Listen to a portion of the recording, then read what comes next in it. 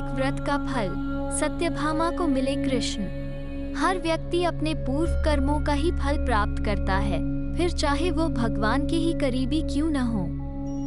बुरे कर्मों से जहाँ व्यक्ति अनेक योनियों के फेर में पड़ जाता है, वहीं अच्छे कर्म न सिर्फ मोक्ष दिलाते हैं, बल्कि इनके कारण श्रीहरि के करीब रहने का सौभाग्य भी प्राप्त होता है। ब्राह्मण कुल में पैदा हुई गुणवती कैसे हुई श्री कृष्ण की प्रिया, आइए जानते हैं संक्षिप्त स्कंद पुराण की एक कथा से। इस कथा की शुरुआत करने से पहले आप हमारे चैनल को लाइक और सब्सक्राइब जरूर करें। सतयुग के अंत में हरिद्वार में एक ब्राह्मण रहते थे, देवशर्मा। देवशर्मा का जन्म अत्रि कुल में हुआ था और वे वेद वेदांगों में पारंगत थे। बहुत अधिक आयु होने पर भी ब्राह्मण के घर कोई पुत्र नहीं हुआ और उनके घर में सिर्फ एक पुत्री ही थी।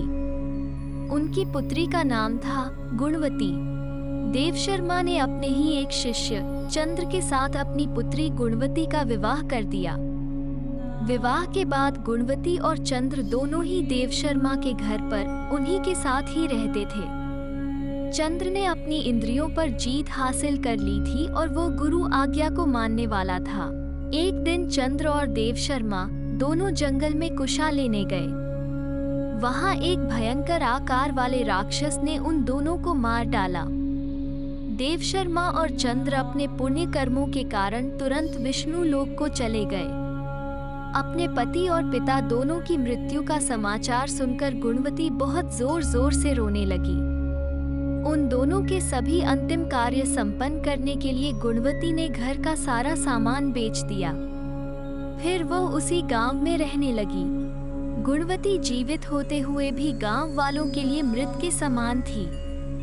गुणवती अपने जीवन में 2 व्रतों को लगातार करती रही, एकादशी का और कार्तिक मास का।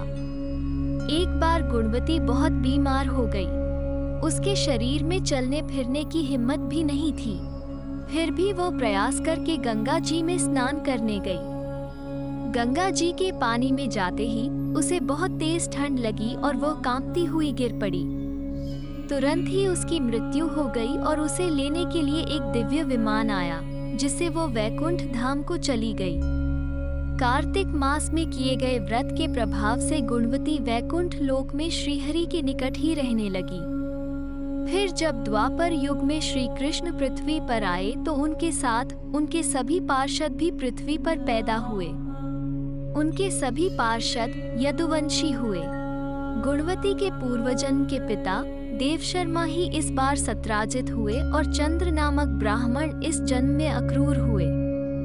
कार्तिक व्रत से श्रीहरि को प्रसन्न करने वाली गुणवती इस जन्म में श्री कृष्ण की प्रिय सत्यभामा हुई, जिसने सत्राजित के हर जन्म लिया।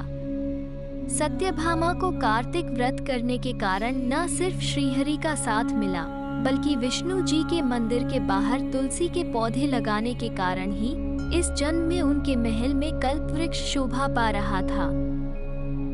ओम नमः शिवाय।